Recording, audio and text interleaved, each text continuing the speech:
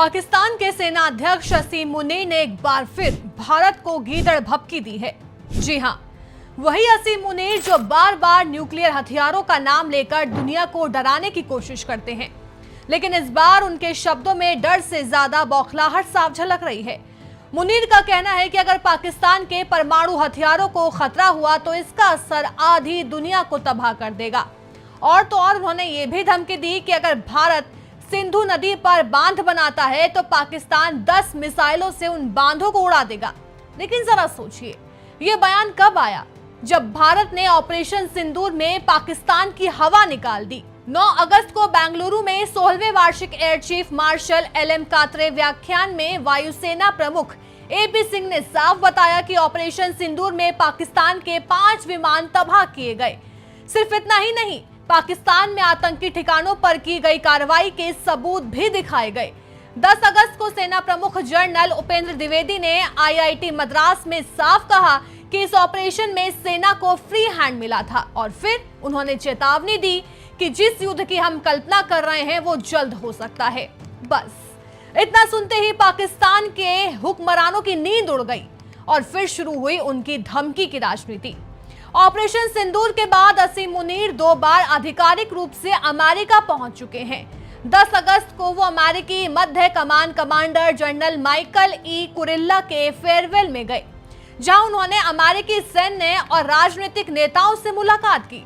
दिलचस्प बात यह है कि ऑपरेशन सिंदूर के तुरंत बाद मुनीर को अमेरिका में डिनर के लिए बुलाया गया था और वहां बैठकर उन्होंने फिर वही पुरानी न्यूक्लियर धमकी दोहराई कि अगर पाकिस्तान को हारना पड़ा तो आधी दुनिया को अपने साथ ले जाएंगे। अब इसे डर कहें या बौखलाहट, सच ये है कि ये बयान पाकिस्तान की कमजोरी और हताशा को दिखाता है। अमेरिकी सेना के प्रवक्ता जोसेफ ने बयान दिया कि अमेरिका पाकिस्तान की सैन्य साझेदारी दक्षिण एशिया में परमाणु सुरक्षा और स्थिरता के लिए जरूरी है, लेकिन यही अमेरिका अच्छी तरह जानता है कि पाकिस्तान ने अफगानिस्तान में उसे किस तरह धोखा दिया था और उनके अपने अधिकारी भी इसे मान चुके हैं। असीम मुनीर ने भारत के सिंधु जल संधि स्थगित करने के फैसले की आलोचना की थी। उनका कहना है कि हम इंतजार करेंगे कि भारत बांध पूरे कर ले और फिर उन्हें मिसाइलों से ध्वस्त कर देगा। मतलब साफ है कि पाकिस्तान के पास ना तो आर्थिक ताकत है, ना कूटनीतिक दबदबा, तो बस मिसाइलों का नाम लेकर डराना ही उसकी रणनीति है। दिल्ली ने साफ कर दिया है कि कोई भी न्यूक्लियर ब्लैकमेल बर्दाश्त नहीं होगा। ऑपरेशन सिंदूर में पाकिस्तान के कब्जे वाले कश्मीर के साथ साथ उसके अंदरूनी इलाकों में भी प्रहार करके भारत ने साफ कर दिया है कि कोई भी न्यूक्लियर ब्लैकमेल बर्दाश्त नहीं होगा। ऑपरेशन सिंदूर में पाकिस्तान के कब्जे वाले कश्मीर के साथ साथ उसके अंदरूनी इलाकों में भी प्रहार करके भारत ने ये संदेश दिया है कि अगर छेड़ोगे तो छोड़ेंगे नहीं।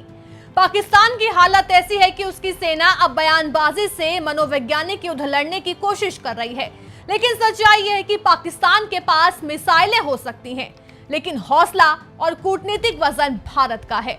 असीम मुनीर की ये गीदड़ भभकियां सिर्फ अपने देश की जनता को बेवकूफ बनाने के लिए हैं, ताकि असल मुद्दे महंगाई, दिवालियापन, अर्थव्यवस्था और आतंकवाद के दलदल से ध्यान हटाया जा सके। लेकिन भारत तैयार है, सतर्क है और जरूरत पड़ने पर जवाब देने में 1 सेकंड भी नहीं लगाएगा। पाकिस्तान को ये समझ लेना चाहिए, अब 1971 वाला भारत नहीं है, ये 2025 का भारत है जो जवाब भी देगा और सबूत भी दिखाएगा।